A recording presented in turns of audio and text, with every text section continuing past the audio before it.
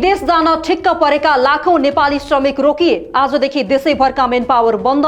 Visa आएका श्रमिकलाई पनि नउडाउने। लाखौं युवाको भविष्य अन्योलमा। अब के हुन्छ? बालेन सरकार आफ्ना मागप्रति गम्भीर नभएको आरोप लगाउँदै नेपाल वैदेशिक रोजगार व्यवसायी संघले आजदेखि देशैभरका सम्पूर्ण मेन पावर कार्यालय बन्द गरेको छ। सरकार र व्यवसाय बीचको यो लडाईँले ऋण धन जुटाएर वैदेशिक रोजगारीको लागि अप्लाई गरी जनतन भिजा आएका लाखौं निर्दोष युवाको भविष्य अन्योलमा परेको छ। नेपालको अर्थतन्त्रको एउटा बलियो मेरुदण्ड मानिएको वैदेशिक क्षेत्र यति बेला जटिल मोडमा देखिएको छ। कार्यालय बन्दसँगै वैदेशिक रोजगारीमा श्रमिक पठाउने सम्पूर्ण प्रक्रिया समेत रोकिएको छ। भिजा आएका श्रमिकहरू पनि उड्न नपाउने भएका छन्। संघले मेन पावर कार्यालय बन्द गर्नुका साथै मेन पावर मार्फत वैदेशिक रोजगारीमा जाने श्रमिकको सम्पूर्ण प्रक्रिया समेत रोक्ने जनाएको छ। यसअघि चरणबद्ध आन्दोलन अन्तर्गत पूर्व अन्तिम श्रम स्वीकृति, नयाँ विज्ञापन तथा भिजा स्ट्याम्पिङ रोक्का गरिसकेको संघले अब पूर्ण रूपमा कारोबार ठप्प पार्ने निर्णय गरेको हो।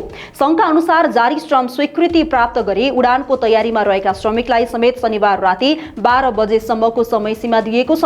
उक्त समयपछि प्रक्रिया पूरा भइसकेका श्रमिकको उडान समेत रोकिने जनाइएको छ। श्रम मन्त्रालयमा भएको प्रारम्भिक छलफलमा व्यवसायका मागबारे ठोस सहमति हुन नसकेको र मन्त्री स्तरमा समेत प्रभावकारी वार्ता नभएको संघको आरोप छ। मागहरूको ठोस सम्बोधन र कार्यान्वयनको विश्वसनीय आधार नभएसम्म आन्दोलन फिर्ता नलिने महासचिव हीरा बहादुर डाँगीले बताएका छन्। संघले काठमाडौँ स्थित मुख्य कार्यालय सहित देशैभरका शाखा कार्यालय बन्द गर्ने, नयाँ विज्ञापन अन्तर्वार्ता, रिक्रुटिङ प्रक्रिया पनि वैदेशिक रोजगारीसँग सम्बन्धित सम्पूर्ण काम कारबाही रोक्ने जनाएको छ। साथै संघको नियम विपरीत लुकी छिपी कार्यालय सञ्चालन गर्ने सदस्य संस्थामाथि कारबाही हुन सक्ने चेतावनी पनि दिएको छ। बालेन सरकारले तुरुन्तै छलफल र समाधान ननिकालेको खण्डमा लाखौं निर्दोष युवाको भविष्य अन्योलमा पर्नेछ भने यता परिवारको बिचल्ली हुनेछ, उता साउको ऋणको ब्याज बढेको बढे हुनेछ।